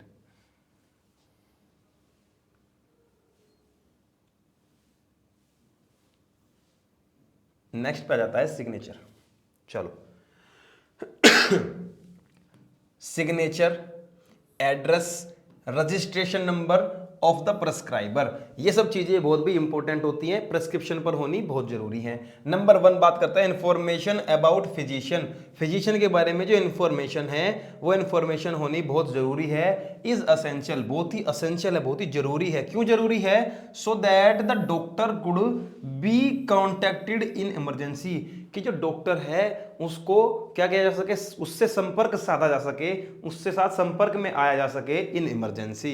इमरजेंसी के केस में जो हमारा फिजिशियन था, जो हमारा डॉक्टर था, उसके साथ हम संपर्क कर सकें। इसलिए ये क्या बोलते हैं कि ये इंफॉर्मेशन होनी हमारे पास बहुत जरूरी है कि उसका एड्रेस क्या है, उसका रजिस्ट्रेशन नंबर क्या है। ठीक है, prescription must be signed with prescriber on hand. कह रहा है कि अगर मैं कोई डॉक्टर हूं, मैं कोई फिजिशियन हूं, प्रिस्क्राइबर हूं, तो मैं जहां पे सिग्नेचर का मेरा कॉलम है, जहां पर मेरा सिग्नेचर का, जहां मुझे सिग्नेचर करने हैं, वहां मैं खुद अपने हाथ से सिग्नेचर करूं, वहां मैं खुद अपने हाथ से सिग्नेचर करूं कि भाई हाँ ये प्रिस्क्राइब मैं कर रहा हूं और मैं ही इस पर क्या लगा अपने दस्तखत करता हूं, अपने हस्ताक्षर करता हूं, अपने सिग्नेचर करता हूं। ठीक है, तो फिर इसमें प्रिस्क्रिप्शन, इस वाले पार्ट में प्रिस्क्राइबर को इंस्ट्रक्शन होती है कि वो खुद ही अपने हाथों से अपना जो प्रिस्क्रिप्शन लिखी है अपने हाथों से साइन भी वही करे। Address and registration number should be written in case of narcotic और other habit forming drug to prevent its misuse. ये कह रहा है कि अगर प्रेस्क्रिप्शन में आपने कोई भी ऐसी ड्रग लिखी है जो या तो नार्कोटिक्स के अंदर आती है या हैबिट फॉर्मिंग है, तो आपको क्या करना है, बेसिकली उसके नीचे अपना ये रजिस्ट्रेशन नंबर और अपना एड्रेस लिखना बहुत जरूरी है, ताकि अगर कोई फार्मासिस्ट इसको अदर प्रेस्क्राइब कहीं करता है तो ये पकड़ में आ सके चीजें, पेशेंट इसका मिसयूज ना करे, किसी दूसरे फार्मासिस्ट के पास जाके ऐसे ही दवाई ना दे। उसके पास अगर रजिस्ट्रेशन नंबर और एड्रेस आपका लिखा हुआ है तो वो पर्टिकुलर फार्मासिस्ट आपसे कांटेक्ट कर सकता है कि आपकी लिखी हुई एक प्रेस्क्रिप्शन मेरे पास आई है, इसमें हैबिट फॉर्मिंग ड्रग्स लिखी हुई हैं और ये पेशेंट दोबारा लेना चाहता है, इसको आप प्लीज अपने संज्ञान में लीजिए, इसको अपनी नॉलेज में डालिए, ताकि ये जो ड्रग्स हैं ये मिसयूज इनका ना हो सके।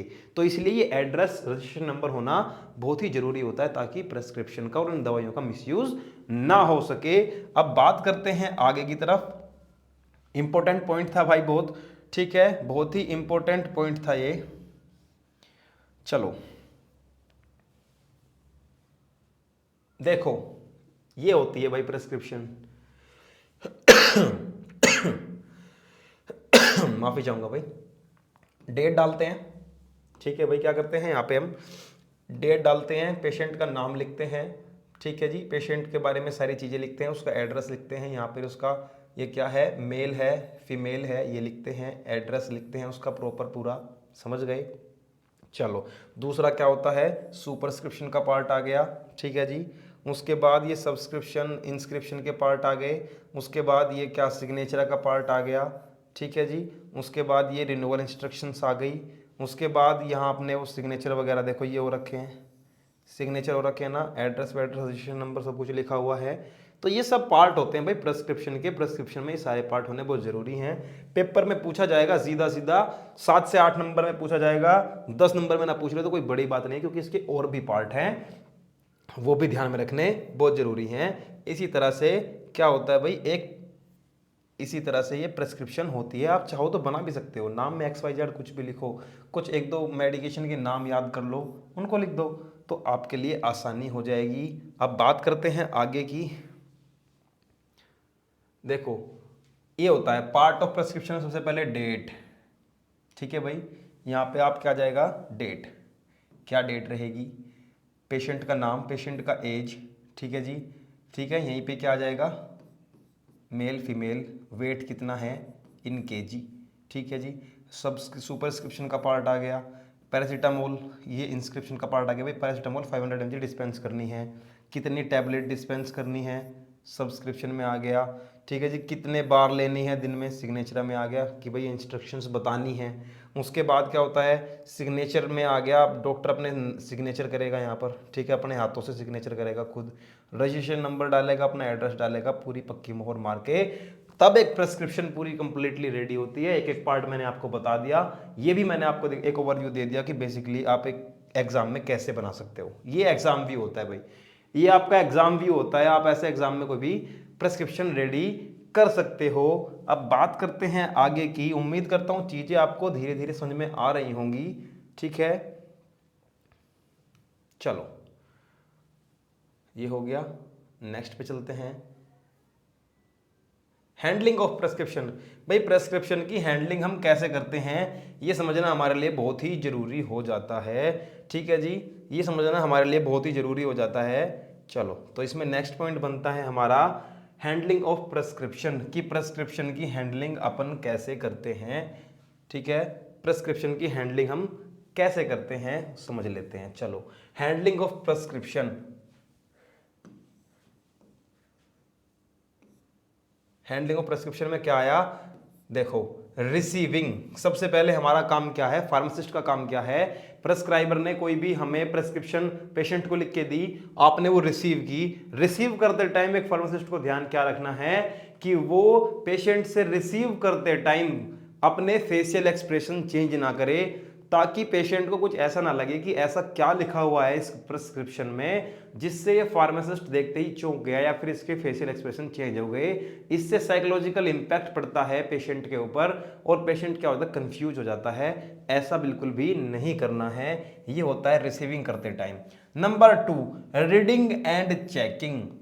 रीडिंग एंड चेकिंग, रीड करते टाइम और चेक करते टाइम कुछ चीजों का ध्यान रखना पड़ता है कि भाई इसमें डोज तो गलत नहीं लिखी हुई है, कोई इंफॉर्मेशन मिस तो नहीं है, ठीक है। अगर आप उसको कंप्लीटली रीड करते हो तो पहले क्या होता था, पहले ये होता था कि प्रेस्क्रिप्शन रेडी करने में टाइम लगता था, डिस्पेंस करने के लिए टाइम लगता था, क्योंकि कंपाउंडिंग करनी पड़ती थी, कंपाउंडिंग करनी पड़ती थी, तो उस टाइम पे पेशेंट को बोल दिया जाता था कि आप उस पर्टिकुलर टाइम के लिए बैठ जाएं कि इतना टाइम लगेगा, तो आपको बैठ जाना चाहिए। उसके बाद मैं आपको बताता हूं कि कितने टाइम में आपको थोड़ा वेट करना पड़ेगा, कि तब तक मैं आपके लिए प्रिपेयर कर दूंगा। तो कुछ चीजें मैं आगे भी बताऊंगा, इसको कंप्लीटली डिस्कस करेंगे, तो कुछ चीजें आगे भी हैं। दूसरी बात क्या करनी है आपको, बिहाइंड द काउंटर आप क्या करते थे पहले, बिहाइंड द काउंटर अपना जो रेडी करना था प्रेस्क्रिप्शन को, वो बिहाइंड द काउंटर करते थे आप, ना कि काउंटर पे ऊपर रख के, समझ गए। आगे और बातें करेंगे इसके बारे में। कलेक्टिंग द मटेरियल, मटेरियल को आपको कलेक्ट करना है, ठीक है। कलेक्टिंग करने का क्या तरीका है, कलेक्टिंग करने का तरीका ये है कि आपने जो जो भी इंफॉर्मेशन उसके अंदर लिखी हुई है प्रेस्क्रिप्शन के अंदर, वो इंफॉर्मेशन जाना है आपको। मान के उसमें पैरासीटामोल लिखा हुआ है, पैरासीटामोल लिखा है, आइबुप्रोफेन लिखा है, ठीक है जी, आइबुप्रोफेन लिखा है, तो आप उनको निकालने के बाद लेफ्ट साइड में रखोगे, उनको निकालने के बाद आप लेफ्ट साइड में रखोगे, उसके बाद उनका वेट करोगे और कंपाउंडिंग करने के बाद उनको आप राइट साइड में रखोगे, ठीक है। तो ये मैं आपको कंपाउंडिंग के पार्ट भी पढ़ाऊंगा, वेइंग बताऊंगा, ठीक है, वेइंग कैसे करना है, उनको अच्छे से वेट करने के बाद देन आप उनको राइट साइड में रखोगे, ठीक है, समझ गए मेरी बात। अब क्या होता है, उसके बाद उसको फिनिशिंग के लिए आप लेबलिंग वगैरह उसकी प्रिपेयर करते हैं, कैसे लेबलिंग होती है, और उसको फिनिश्ड प्रोडक्ट बना के फिर तब जाके आप उसको फार्मासिस्ट को, फार्मासिस्ट का काम क्या होता है, फिर वो पेशेंट को दे देता है, ठीक है। तो बात करते हैं एक एक पॉइंट की, बढ़ते हैं आगे की तरफ। क्या बोलता है ये, इसने बोला मुझे, क्या बोला कि रिसीविंग, रिसीविंग में ही तो पढ़ रहा हूं मैं ये सब, रिसीविंग में क्या बोला गया the prescription should be received by the pharmacist. एक फार्मासिस्ट का काम क्या होता है कि वो क्या करेगा, रिसीव करेगा, उसको क्या करेगा, रिसीव करेगा, किससे, पेशेंट लेके आ रहा है, ठीक है, हिमसेल्फ या हर सेल्फ, अगर मेल है तो हिमसेल्फ, हम फीमेल है तो हर सेल्फ, खुद लेना है आपने। जैसे ये देखो खुद ले रहे हैं ना, देखो खुद ले रहे हैं, किसी पर्टिकुलर दूसरा बंदे को नहीं बोला है कि आप ले लो, फार्मासिस्ट को लेना है। While receiving the prescription from a patient, एक पेशेंट से प्रेस्क्रिप्शन लेते टाइम, एक पेशेंट से प्रेस्क्रिप्शन रिसीविंग करते टाइम क्या करना है, एक pharmacist should not be change, एक फार्मासिस्ट शुड नॉट चेंज, नहीं करने चाहिए किसी फार्मासिस्ट को, क्या नहीं करना चाहिए, हिज और हर फेशियल एक्सप्रेशन, अपने फेशियल एक्सप्रेशन में कोई बदलाव नहीं करना चाहिए।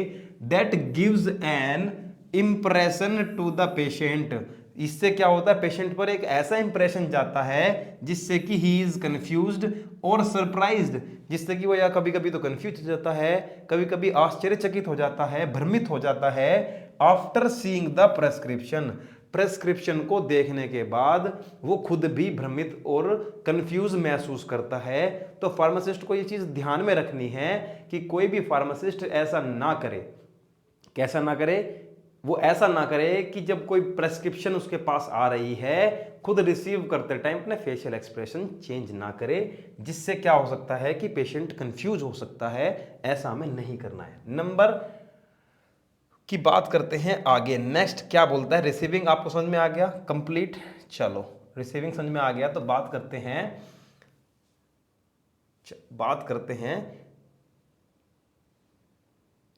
रीडिंग की, ठीक है भाई, किसकी बात करते हैं अपन, रीडिंग की। चल रीडिंग क्या बोलती है, reading and checking, reading and checking में क्या होता है, prescription should be completely and carefully read from up to the bottom, ऊपर से लेकर नीचे तक, टॉप टू द बॉटम। एक फार्मासिस्ट की ड्यूटी है कि रिसीव करते ही उसको टॉप टू द बॉटम वो पढ़ ले, केयरफुली चेक कर ले। Nature of doses form, doses form का क्या नेचर है, सॉलिड नेचर है, लिक्विड नेचर है, and the time required for the preparing, और कितना टाइम उसको प्रिपेयर करने में लगेगा ये कैलकुलेट कर ले। उसके बाद क्या करें, इफ लॉन्ग टाइम, अगर ज्यादा टाइम लग रहा है, इज नीडेड, पर ये काम कब होता था, जब मैंने कंपाउंडिंग आपको बताया, पुराने टाइम की बात कर रहा है, जब ये काम होता था। If long time is needed for compounding must tell, ठीक है जी, कंपाउंडिंग में अगर टाइम लग रहा है तो बता देना चाहिए द पेशेंट टू वेट, कि आप पेशेंट को बता देना चाहिए कि आपको इंतजार करना पड़ेगा, सर आपको थोड़ी देर रुकना पड़ेगा, मुझे इसमें टाइम लगेगा, जैसे ही ये कंप्लीट हो जाएगा I will give it to you, मैं इसको आपको सौंप दूंगा, ठीक है। Carefully examination of the prescription should be made only behind the counter, ये कह रहा है कि आपको काउंटर के पीछे बैठ के ही अपना एग्जामिनेशन, केयरफुली एग्जामिनेशन करते हुए प्रेस्क्रिप्शन को, और क्या करना चाहिए, made only behind the counter, counter के पीछे जाके उसको आपको प्रिपेयर करना चाहिए, ये बात आपको ध्यान में रखनी है। इतनी सी बात समझ में आई, तो इसमें आगे के पॉइंट पढ़ते हैं, और आगे क्या लिखा गया है, आगे ये लिखा गया है,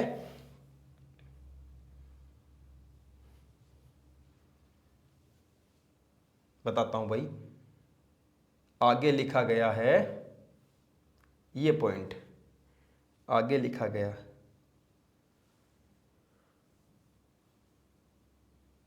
एक सेकंड, आगे लिखा जाता है, क्या लिखा जा रहा है आगे, ये पॉइंट, चलो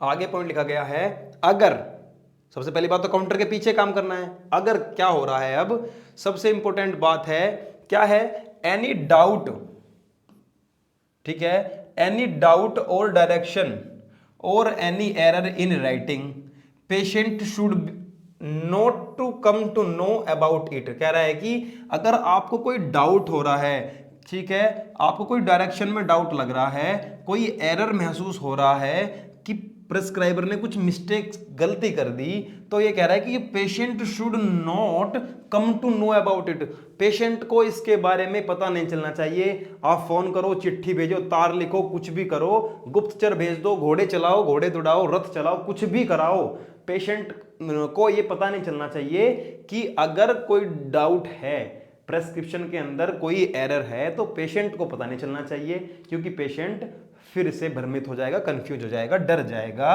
and should consult the doctor, should consult the other pharmacist, या तो आपके पास कोई दूसरा सीनियर फार्मासिस्ट है आप उससे कंसल्ट करें, या फिर प्रेस्क्राइबर से आपको चुपचाप से कंसल्ट कर लेना है। पेशेंट को पता नहीं चलना चाहिए। क्लियर करें ये बात कि समझ में आई कि नहीं आई। ठीक है, समझ में आई तो आगे बढ़ते हैं। एवरी वर्ड एंड एब्रीविएशन, जो भी एक एक शब्द लिखा हुआ है, जो भी कोई शॉर्ट फॉर्म लिखी हुई है, एब्रीविएशन लिखी हुई हैं, मस्ट बी इंटरप्रेटेड करेक्टली। आपको क्या करना है, फार्मासिस्ट को क्या करना है, उन सब जो इंफॉर्मेशन लिखी हुई है उनको करेक्टली पढ़ना है। जो भी एब्रीविएशन, जो भी वर्ड लिखा हुआ है, करेक्टली आपको वो पढ़ना आना चाहिए। नेवर गैस, कभी भी अंदाजा नहीं लगाना है about the meaning of eligible और कंफ्यूजिंग वर्ड।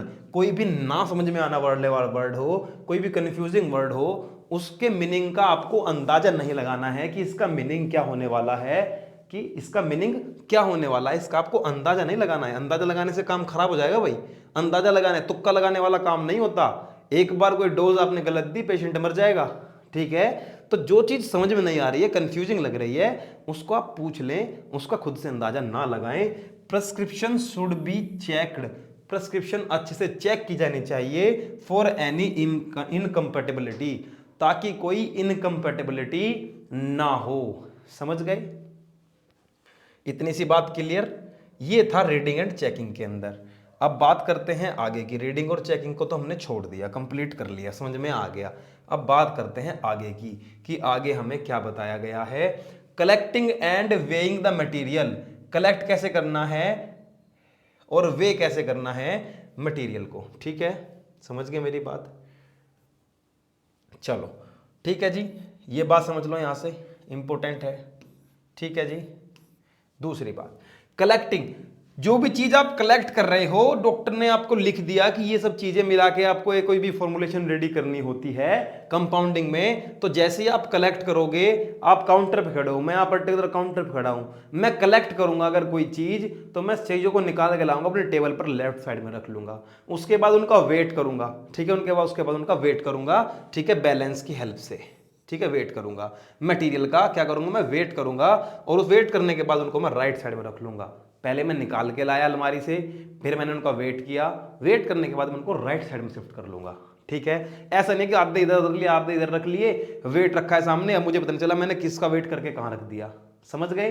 तो पहले लेफ्ट साइड में रखना है, कलेक्ट करके लाना है, उसको अपने लेफ्ट साइड में रखना है, वेइंग बैलेंस सामने रखना है, वेट करने के बाद उसको राइट में रखना है। ये बात बोलता है हमारा collecting and weight of material. समझ में आ गई मेरी बात? ज्यादा आसान है, टफ कुछ भी नहीं है, बस समझते चलना है। आपके निजी जीवन से तो जुड़ा हुआ है, बस ये है कि चीजें आपको स्टैंडर्ड समझनी है। अब तक जो भसड़ होती आ रही थी, जो चीजें गलत होती आ रही थी पुराने टाइम में, ठीक है, जो हमें समझ में नहीं आती थी, वो ये तरीके होते हैं, पहले ऐसे तरीके इस्तेमाल होते थे। ठीक है, अब ऐसा नहीं होता है, तो बस देखा और निकाला। हाँ, एक तरीका अब भी हो सकता है, प्रेस्क्रिप्शन आई, उसमें 4-5 दवाइयां लिखी हुई हैं, 4-5 दवाइयां लिखी हुई हैं। ठीक है, मैंने 4 की 4-5 दवाइयां उठाई, अपने लेफ्ट साइड में रखी, पर्चा हाथ में लिया, प्रेस्क्रिप्शन हाथ में लिया। प्रेस्क्रिप्शन ही बोलना है आपको भी, क्योंकि ये स्टैंडर्ड टर्म है और आप फार्मासिस्ट बनने जा रहे हो। आप पैरासिटामोल उठाई, ठीक है, इधर रखी, दूसरी उठाई, ठीक है, इधर रखी, थर्ड टैबलेट उठाई, ठीक है, इधर रखी, जो भी ठीक है, तो सारी चीजें राइट साइड में रख दी। अब उनका आपने जो अमाउंट कैलकुलेट करना है वो अमाउंट कैलकुलेट कीजिए, साथ साथ और बताते रहिए पेशेंट को, और इससे क्या होगा, आपके लिए कन्वीनियंस हो जाएगी, सुविधा हो जाएगी, कोई भी मेडिसिन आपकी इधर उधर नहीं होगी। ठीक है, अब बात करते हैं अपन किस बारे में, compounding, labelling and packaging. Compounding, labelling और पैकेजिंग क्या बोलती है, तो समझ लेते हैं कंपाउंडिंग, लेबलिंग और पैकेजिंग क्या बोलती है। कंपाउंडिंग आप पढ़ते हुए आ रहे हो, एक टाइम में केवल एक ही प्रेस्क्रिप्शन को पढ़ना है, उसी को देखना है, डोज में एक्यूरेसी होनी चाहिए, जिन इक्विपमेंट का आप यूज कर रहे हो वो बिल्कुल क्लीन हो अच्छे से, और प्रॉपर टेक्निक जो यूज होती है फार्माकोपियाज के अंदर, उस टेक्निक को यूज करते हुए आपको वो फॉर्मुलेशन रेडी करनी है। Number 2, packaging. पैकेजिंग करते टाइम क्या ध्यान में रखना है, पैकेजिंग करते टाइम एक बात ध्यान में रखनी है कि सुटेबल कंटेनर के अंदर पैकेजिंग हो, क्वांटिटी जितनी है उतनी ही आपको डिस्पेंस करनी चाहिए, जितनी क्वांटिटी आपने रेडी की है, जितनी आपको बताई गई है फिजिशियन के द्वारा, प्रेस्क्राइबर के द्वारा, उतनी रेडी करनी है। कंटेनर का ध्यान रखना है, ग्लास, प्लास्टिक और मेटल कंटेनर आपको किसी भी तरह का यूज करना है तो वो उसी के अकॉर्डिंग, कंपेटेबिलिटी के अकॉर्डिंग ही आपको कंटेनर में यूज में लेना है। ठीक है, लेबलिंग की अगर बात करते हैं तो लेबलिंग क्या कहती है कि साइज, लेबल का साइज आपको देखना है कि कंटेनर कैसे यूज कर रहे हो आप। ठीक है जी, कंटेनर को कैसे यूज करना है, साइज ऑफ लेबल का साइज आपको अच्छा होना चाहिए ताकि लिखा हुआ दिखाई भी दे। गुड क्वालिटी पेपर यूज करना है और जो एडहेसिव हो, जो अच्छे से चिपक सके, ऐसा पेपर आपको यूज करना है। इंफॉर्मेशंस, जितनी भी इंफॉर्मेशन है, कब लेनी है, कैसे लेनी है, ठीक है जी, कैसे कैसे बचाव करना है, स्टोरेज इंस्ट्रक्शन और स्पेशल डायरेक्शंस जो भी लिखी होनी चाहिए कि बच्चों की पहुंच से दूर रखें, ऐसे रखें, वैसे रखें, कहाँ कहाँ भाई इतने टेम्परेचर पर ये खराब हो जाएगी, इतने टेम्परेचर पर रखनी है, लाइट से बचानी है नहीं बचानी, ये सारी स्पेशल इंस्ट्रक्शंस इसके अंदर आपको लिखनी होती हैं। ये होता है भाई लेबलिंग के अंदर। समझ गए मेरी बात? एक बार और बता देता हूं, कंपाउंडिंग क्या बोलता है। कंपाउंडिंग बोलता है कि एक टाइम पे एक ही प्रेस्क्रिप्शन को लो, उसको रेडी करो, डोज की एक्यूरेसी होनी चाहिए, जिन भी आप इक्विपमेंट्स को यूज कर रहे हो सारे कैसे होने चाहिए, प्रॉपरली क्लीन होने चाहिए, और प्रॉपर टेक्निक जो फार्माकोपियाज में दी गई हैं उनको देख के ही आपको ये फॉर्मुलेशन रेडी करनी है। पैकेजिंग क्या बोलता है, सुटेबल कंटेनर होना चाहिए। ठीक है जी, क्वांटिटी जितनी डिस्पेंस बताई गई है उतनी ही क्वांटिटी डिस्पेंस करनी है। कंटेनर ग्लास के लो, प्लास्टिक के लो, मेटल के लो, कंटेनर कैसा भी लो, बस वो आपकी जो फॉर्मुलेशन आपने रेडी की है उसके साथ कंपेटेबल होना चाहिए। नंबर 3 पे आती है बात लेबलिंग की। साइज ऑफ लेबल ध्यान में रखना है कंटेनर को देखते हुए कि साइज ऑफ लेबल क्या रहेगा। गुड क्वालिटी पेपर यूज करना है लेबल के लिए, जो एडहेसिव हो, चिपक सके आसानी से कंटेनर पर। जो इन्फॉर्मेशंस जरूरी हैं वो भी होनी चाहिए, कुछ स्पेशल इन्फॉर्मेशंस होती हैं वो भी आपको उस कंटेनर पर लिखनी है, लेबल पर लिखनी है। ये आता है आपके लेबलिंग के अंदर। ठीक है, ये बात क्लियर हुई। अब आगे की बात पर चलते हैं। आगे क्या बोला गया है वो समझो कि क्या बोला गया है आगे। कह रहा कि कॉमन लैटिन आरएक्स टर्म्स होती हैं कुछ। ठीक है जी, ठीक है, कॉमन लैटिन टर्म्स होती हैं कुछ। क्या बोलता है, some of the common Latin prescription abbreviations include क्या करती है, जो एसी लिखा हुआ अगर होगा कहीं, उसका मतलब होता है एंटेसिबम मींस बिफोर मील्स। अगर प्रिस्क्रिप्शन में एसी लिखा है, ठीक है, मैं लिख दूं क्या, ज़ेंटेक, ज़ेंटेक टैबलेट, ज़ेंटेक ऐसे लिखा होता है भाई, आरएक्स टैबलेट ज़ेंटेक 150 mg एसी। समझ गए? क्या क्या लिखा है, टैबलेट 150 mg ACOD। ठीक है जी, that means once a day. ठीक है, अगर ये कैपिटल में लिखा है OD that means once a day. कह रहा है कि ये रोज एक लेना है खाना खाने से पहले, या फिर मैं BID भी लिख सकता हूं इसको। कैसे लिख सकता हूं भाई, BID भी लिखा जा सकता है। ये क्या लिखा जा सकता है, ये BID भी लिखा जा सकता है, मीन्स ट्वाइस ए डे। शाम को भी खाना खाने से पहले और सुबह भी खाना खाने से पहले ये लेनी है। समझ गए मेरी बात? दूसरी बात, ठीक है, क्या होता है BID का मतलब होता है बिस इन die means twice a day, दिन में 2 बार। GT का मतलब होता है गुट आ means drop by drop. HS का मतलब होता है होरा सोमनी मीन्स एट बेड टाइम या फिर एट नाइट। ठीक है भाई, या फिर एट नाइट, रात में लेनी है। OD का मतलब होता है Oculus Dexter means right I. ठीक है जी, अगर ये शॉर्ट में लिखा हुआ है, छोटा लिखा हुआ है, Oculus डेक्टर means right I. OS का मतलब होता है ओक्यूलस सिनिस्टर मीन्स होता है लेफ्ट आई। इंपॉर्टेंट है ये, आपको याद रखना होना चाहिए। आपको ये बिल्कुल, इसमें समझने जैसा कुछ नहीं है भाई, ऐसे याद करने हैं, समझने जैसा कुछ नहीं है, ऐसे याद करने हैं। डिपेंड आपके ऊपर करता है कैसे याद रखोगे। PO का मतलब क्या, PO का मतलब क्या, मीन्स बाय माउथ लेना है आपको। PC आपने पहले AC पढ़ा था, आप PC पढ़ रहे हो। AC का मतलब था एंटेसिबम, PC का मतलब है पोस्टिबम। इसका मीन्स होता है आफ्टर मील, खाना खाने के बाद। PRN मीन्स प्रोरेनाटा मीन्स होता है एज नीडेड, या फिर SOS भी होता है। एक टर्म होती है, डॉक्टर लिखता है SOS, कभी कभी पैरासीटामोल SOS लिख देता है। कह रहा है कि जब बुखार हो तभी लेनी है। अब आप ठीक हो, लेकिन अगर कभी बुखार हो तो पीसीएम एसओएस लिखता था। एसओएस का मतलब होता है एज नीडेड इन इमरजेंसी, जब जरूरत हो आपको, ठीक है। Q3H का मतलब होता है क्विक 3 ओरा, मीन्स एवरी 3 आवर्स, प्रत्येक 3 घंटे के बाद। QD का मतलब होता है, क्या मतलब होता है, एवरीडे, हर एक दिन। QID का मतलब होता है quater in die, means 4 time in a day, दिन में 4 बार लेनी है कोई भी ड्रग। SIG का मतलब होता है सिग्ना, मीन्स होता है राइट, कुछ चीज लिखी गई है। TID का मतलब होता है टर इन die, means 3 times a day, दिन में 3 बार लेनी है, ठीक है भाई। इसका मतलब होता है TID, समझ गए। चलो, ये इंपॉर्टेंट टर्म होती है, आपको ये ऐसे ही याद रखनी है, समझ गए मेरी बात। चलो, इतनी सी बात समझ में आ गई, तो आगे समझो क्या क्या चीजें आती हैं। एरर्स क्या क्या होते हैं भाई, एरर्स समझेंगे। एरर्स क्या क्या होते हैं किसी भी एप्लीकेशन के अंदर, किसी भी प्रेस्क्रिप्शन के अंदर कौन कौन से एरर्स होते हैं जो ध्यान में रखने बहुत जरूरी होते हैं। Number 1, abbreviations. नंबर 1 क्या होता है भाई, नंबर 1 में आ जाता है एब्रीविएशंस। आपको समझ में ही नहीं आ रही है क्या लिखी हुई है, आपने अंदाजे से दवाई दे दी, गलत हो गई। इंस्ट्रक्शन फॉर पेशेंट, पेशेंट के लिए अगर कोई इंस्ट्रक्शन लिखी हुई है, कब लेनी है, कैसे लेनी है, वही समझ में नहीं आई तो गलत हो गई। नेम ऑफ ड्रग समझ में नहीं आ रहा है, डोसेज फॉर्म समझ में नहीं आ रही है, स्ट्रेंथ ऑफ प्रिपरेशन समझ में नहीं आ रही है, इनकम्पेटेबिलिटीज समझ में नहीं आ रही है, डोज समझ में नहीं आ रही है, तो आपके प्रेस्क्रिप्शन के अंदर हैंडलिंग में एरर आ जाएगा। आप पेशेंट को गलत इंटरप्रेट कर दोगे, गलत उसे बता दोगे कि कैसे लेनी है, कैसे खानी है, क्योंकि आपको ही गलत समझ में आया है। तो इन सब चीज़ों का ध्यान में रखें, गलत नहीं होना चाहिए। और क्या क्या गलती हो जाती हैं उनको अभी समझ लेते हैं, उनको दूर करते हुए चलेंगे, पॉइंट टू पॉइंट चलते हैं, बात करते हैं आगे की। बात करते हैं क्या, बात करते हैं कि कैसे कैसे प्रिस्क्रिप्शन चलता है, कैसे कैसे सारा काम होता है। इंपॉर्टेंट हो जाता है आपके लिए समझना क्या, एब्रीविएशंस को समझना, ठीक है जी। क्या आएगा ये, लिख देता हूं मैं आपके लिए, एब्रीविएशन, ठीक है। सबसे इंपॉर्टेंट पॉइंट है, एक बार आप इसको फटाफट रीड करेंगे, क्या होता है एब्रीविएशन, फटाफट रीड करेंगे भाई।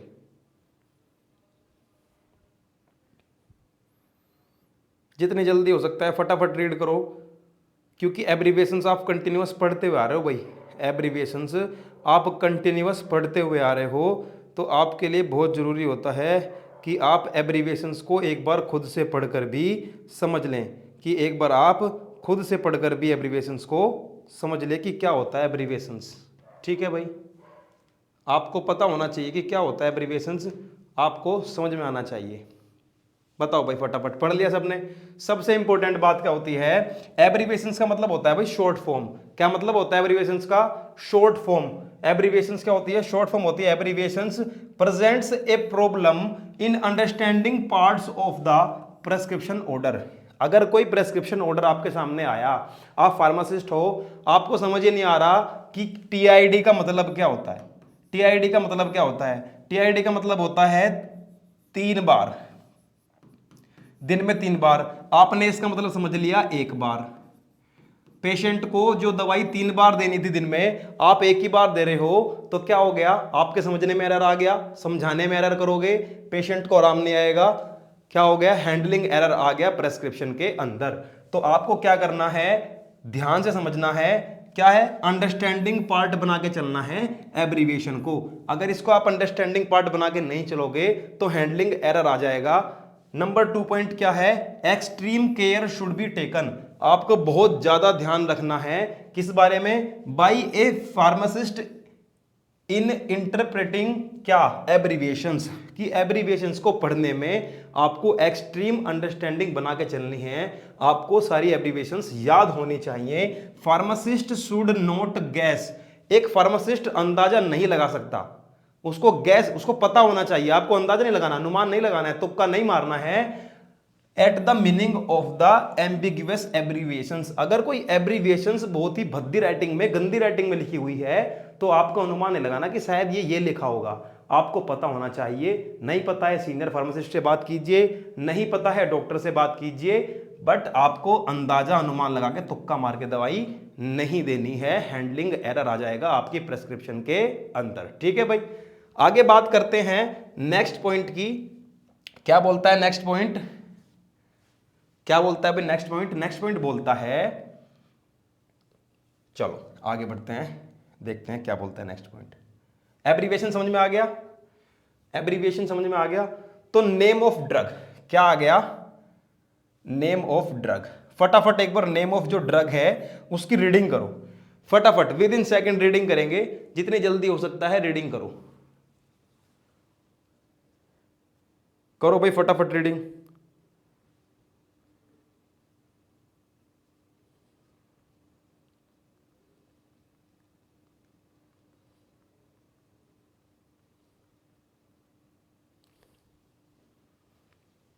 कर लिया भाई?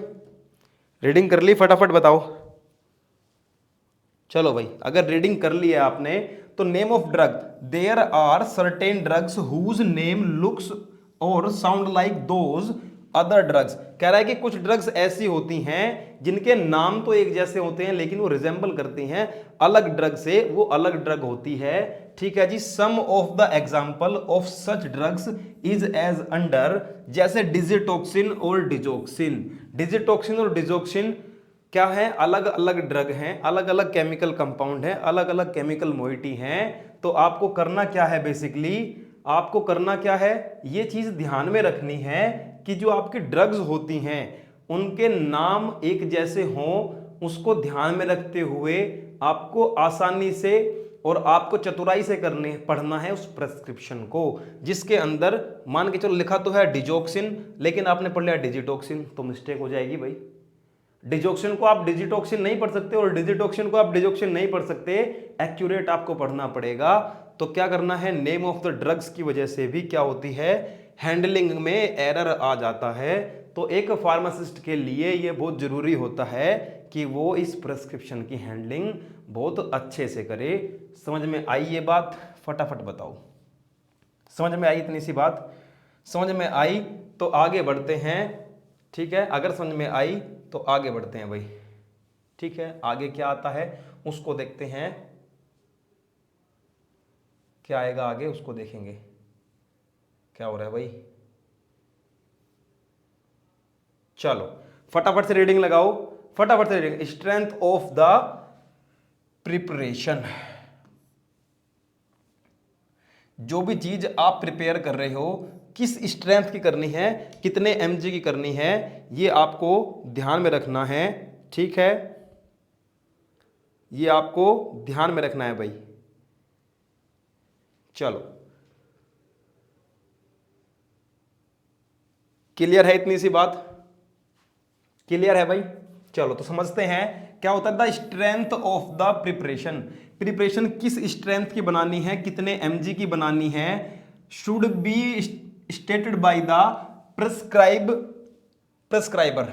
ये प्रेस्क्राइबर बताएगा आपको कि कितनी स्ट्रेंथ की बनानी है। असेंशियल जरूरी होती है when various strength of a product are available in the market. मान के चलते हैं मेरे पास पैरासीटामोल पीसीएम 325 mg में भी अवेलेबल है, पीसीएम जो है पैरासीटामोल है 500 mg में भी अवेलेबल है। ठीक है भाई, 500 mg में भी अवेलेबल है। और जो पीसीएम है पैरासीटामोल है मेरे पास वो 625 mg में भी अवेलेबल है। तो एक प्रेस्क्राइबर जो है, पेशेंट जो डॉक्टर होता है, जो फिजिशियन होता है, उसको ये चीज ध्यान में रखनी है कि मार्केट के अंदर इस पैरासीटामोल की बहुत सारी क्या है स्ट्रेंथ अवेलेबल हैं। तो उसको स्ट्रेंथ मेंशन करना बहुत जरूरी है कि पैरासीटामोल अगर फार्मासिस्ट देगा किसी पेशेंट को तो किस स्ट्रेंथ की देगा।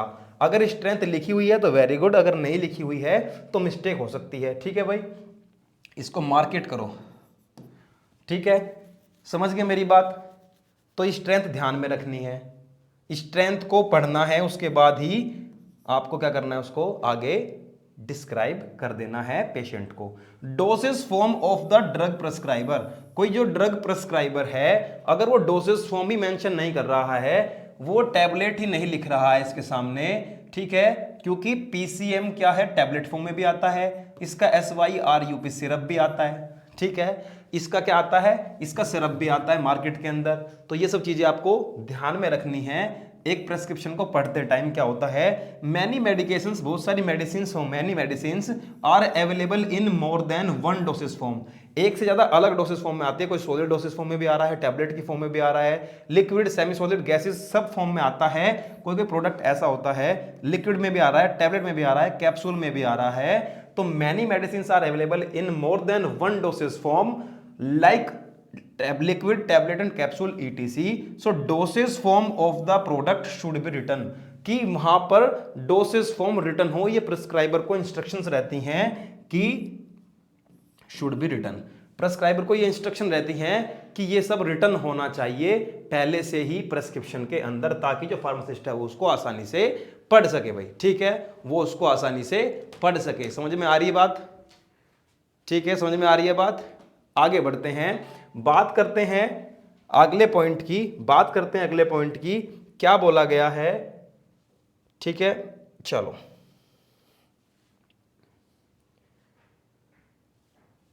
बढ़ते हैं आगे। डोज के बारे में बात कर रहा है, किसके बारे में बात कर रहा है भाई? डोज। फार्मा की लैंग्वेज में एक वर्ड आता है, एक लाइन आती है, क्या लाइन आती है? Every drug is a poison. Poison की स्पेलिंग देख लेना, मुझे नहीं पता, मिस्टेक कर देता हूं मैं पॉइजन लिखने में, ठीक है। Every drug is a poison, dose matters, ठीक है। हर एक दवाई जहर होती है भाई, हर एक दवाई क्या होती है? जहर होती है। हर एक केमिकल क्या होता है? हार्मफुल होता है। डोज मैटर्स, उसकी डोज मैटर करती है कि आपने किस डोज में उसे खाया है, किस डोज में आपने उसे कंज्यूम किया है। तो डोज कैलकुलेट करना एक फार्मासिस्ट के लिए बहुत ही इंपॉर्टेंट चीज होती है। अनयूजुअली, असाधारणता अगर मैं बात करूं, हाई और जो लो डोजेस होती हैं should be discussed with the prescriber. अगर फार्मासिस्ट को क्लियर नहीं है कि हाई डोज देनी है, लो डोज देनी है, तो उसको क्या करना चाहिए? डिस्कस कर लेना चाहिए प्रिस्क्राइबर के साथ, उसको ये चीजें डिस्कस कर लेनी चाहिए। अगर डिस्कस कर लेगा तो पेशेंट के लिए भी फायदा है और हैंडलिंग एरर भी नहीं होगा आपकी प्रिस्क्रिप्शन के अंदर, ठीक है जी। पेडियाट्रिक डोसेज में बी प्रेजेंट, ठीक है जी। जो पेडियाट्रिक डोजेज होती हैं वो भी मार्केट के अंदर प्रेजेंट हैं, वो भी हर तरह से अवेलेबल होती हैं। So pharmacist should consult paediatric posology या फिर paediatric posology to avoid an error. तो क्या कर सकता है? मार्केट के अंदर हर तरह की डोसेज अवेलेबल हैं, अगर फार्मासिस्ट को क्लियर नहीं हो पा रहा है तो वो किसी ऐसे एक्सपीरियंस प्रैक्टिशनर से बात कर सकता है जो पेडियाट्रिक जो डोज है उनको कैलकुलेट करने में माहिर हो, ताकि कोई भी जो एरर आना था वो एरर अवॉइड हो सके, टू अवॉइड एन एरर। समझ गए मेरी बात? क्लियर है इतनी सी बात? आगे बात करते हैं। Sometimes a reasonable dosage is administered too frequently. मान के चलो कोई डोज थी पैरासीटामोल की, आपने खानी थी वो BID, मींस दिन में 2 बार खानी थी, लेकिन क्या हुआ? आपने उसकी फ्रीक्वेंसी बढ़ा दी, आपको समझ में नहीं आया कितने बार देनी है उस डोज की। अगर फ्रीक्वेंसी बढ़ गई तो भी हैंडलिंग एरर आ सकता है और पेशेंट को दिक्कत हो सकती है। तो समटाइम क्या होता है? रीजनेबल डोज जो देनी होती है, लेकिन क्या होता है? Is administered too frequently. वो कैसे एडमिनिस्टर कर ली जाती है? फ्रीक्वेंटली। उसकी जो डोज की कंज्यूमिंग टाइमिंग थी वो हमने क्या कर दी? ज्यादा कर दी। फ्रीक्वेंट डोजेज में हम उसको ले रहे हैं, तो ये भी हैंडलिंग एरर के अंदर आता है। इस चीज का भी खास ख्याल रखना है किसी भी पेशेंट को प्रिस्क्रिप्शन समझाते टाइम आपको ये, और पढ़ते टाइम आपको ये ध्यान में रखना है, ये चीजें मिस्टेक नहीं होनी चाहिए। समझे मेरी बात? इतनी सी बात क्लियर है? तो बढ़ जाएं आगे भाई, ठीक है, आगे बढ़ जाएं। Instruction for the patient, patient के लिए क्या इंस्ट्रक्शंस होते हैं उनको ध्यान से पढ़ना है आपने। The instructions for the patient which are given in the prescription, prescription में गिवन होता है भाई, लिखा जाता है डॉक्टर के द्वारा, ठीक है। आर इनकम्प्लीट और ओमिटेड, कह रहा है कि अगर वो क्या है? इनकम्प्लीट हैं या पूरी तरह से नहीं लिखे गए हैं, अगर वो लिखे ही कम गए हैं, तो ये चीज आपको ध्यान में देनी है। हैंडलिंग एरर इसी की वजह से आता है कि पूरी इंफॉर्मेशन लिखी भी नहीं है और फार्मासिस्ट ने उसे अच्छे से पढ़ा भी नहीं है। समझ गए। The quantities of the drug to be taken, drug की जो क्वांटिटी ली जा रही है, the frequent and the timing of administration, कितने बार लेनी है, टाइमिंग क्या रहेगी, ठीक है, टाइमिंग क्या रहेगी उसकी एडमिनिस्ट्रेशन की, और रूट ऑफ एडमिनिस्ट्रेशन क्या रहेगा, should be clearly given in the prescription, ये प्रेस्क्रिप्शन में क्लियरली गिवन होना चाहिए, क्योंकि फार्मासिस्ट वहीं से सीधा पढ़ेगा और पेशेंट को डिलीवर करेगा। So as to avoid any confusion, जिससे जो कंफ्यूजन होना था उसकी गुंजाइश खत्म हो जाए, कंफ्यूजन अवेलेबल ही ना हो, क्योंकि सारी चीजें प्रेस्क्रिप्शन जो है कंप्लीट है, तो कोई दिक्कत ही नहीं आएगी, तो पेशेंट को सारी चीजें डिलीवर पेशेंट फार्मासिस्ट के द्वारा कर दी जाएंगी। तो ये इंस्ट्रक्शन होती हैं पेशेंट के लिए, ये क्लियरली मेंशन होनी चाहिए, प्रिस्क्राइबर को भी ध्यान रखना है कि ये सब चीजें उसके अंदर मेंशन हो, और फार्मासिस्ट, क्योंकि फार्मासिस्ट को रीचेक कर रहा है, तो फार्मासिस्ट की भी ड्यूटी बनती है कि हैंडलिंग एरर इस वजह से ना आए। समझ गए मेरी बात? मुझे लग रहा है लगभग क्लास कंप्लीट होने वाली है, और इनकम्पेटेबिलिटीज के ऊपर चलते हैं, बात करते हैं कि क्या दिक्कत आती है इसमें। It is essential to check that there are no pharmaceutical और therapeutical incompatibility in the prescribed preparation and that the different medicine, कह रहा है कि एक प्रेस्क्रिप्शन होती है, उसके अंदर पैरासीटामोल भी लिख दिया, उसके अंदर आइबुप्रोफेन भी लिख दिया, ठीक है जी, उसके अंदर आइबुप्रोफेन भी लिख दिया, उसके अंदर लीवोसिट्राजिन भी लिख दिया, ठीक है जी, ये सारी चीजें लिख दी, अलग अलग तरह के केमिकल लिख दिए।